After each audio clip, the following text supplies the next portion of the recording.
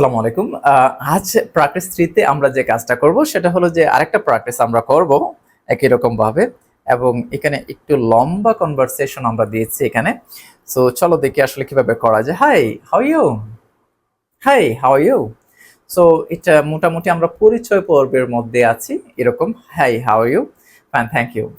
Fine, thank you. এগুলো common. তারপরেও আমরা প্র্যাকটিস করব কারণ আমরা একটু ফ্লুয়েন্সি ডেভেলপ করতে যাচ্ছি আমাদের নিজেদের মধ্যে, সেজন্য আমরা প্র্যাকটিসগুলো করছি।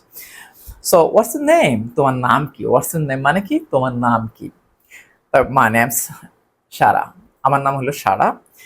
Were you from? তুমি আসলে কোথায় থেকে আসছো বা কোথায় থেকে তুমি? এরকম, হ্যাঁ? I am from Khulna. আমি খুলনা থেকে। আমি খুলনা থেকে বলছি বা আমি আসলে খুলনা থেকে এসেছি, এরকম বোঝাইতে আমরা এরকম বলি। What do you do? তুমি কি করো? হোয়াট ডু ইউ ডু মানে তুমি কি করছো ব্যাপারটা এরকম না। হোয়াট ডু ইউ ডু মানে হলো এটা হলো যে তুমি আসলে কি করো, তোমার পেশা কি, তোমার জব কি, তুমি আসলে করোটা কি। তো আমি স্টুডেন্ট, আমি ছাত্র, আমি স্টুডেন্ট, ঠিক আছে।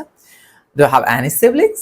তোমার কি কোনো সিবলিংস আছে? সিবলিংস মানে হইবে ভাই বোন, ঠিক আছে। ভাই বোন আছে কিনা এটা জিজ্ঞাসার জন্য। Do you have any siblings?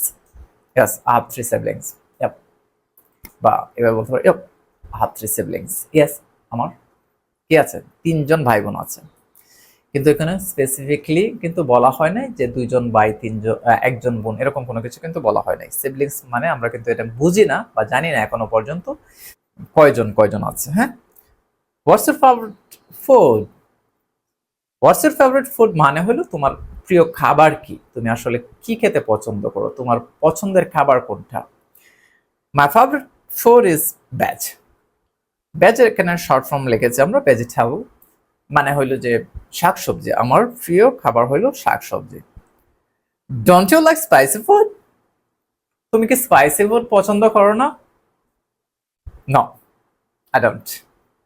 ঠিক আছে, এখানে বলা যেত যে I don't like spicy food, কিন্তু এটা আসলে ভালো শোনা যায় না। ছোট্ট করে আমাদের বলতে হবে no, I don't. Thank you for your time. পরে বলতে থ্যাংক ইউ ভেরি মাচ, তোমার সময়ের জন্য তোমাকে অসংখ্য ধন্যবাদ। তোমাকে ধন্যবাদ, ওয়েলকাম। ওকে, খুব সুন্দর করে কিন্তু আমরা এই কনভারসেশনটা করে ফেললাম। সো তোমরা এরকম কনভারসেশন রেডি করবা এবং কি করবা, তুমি যদি পারো তোমার কোনো কাজিন থাকে বা তোমার মা বাবার সাথে এগুলো কনভারসেশনগুলো ঘরের ভিতরে করতে পারো। লাজ লজ্জা ভেঙে, এত লাজ শরম পাওয়ার কোনো কিছু নেই, এগুলো সাধারণ বিষয়। তো যদি তুমি মুখ খোলো তাহলে তোমার জন্য অনেক ভালো। থ্যাংক ইউ, আসসালামু আলাইকুম।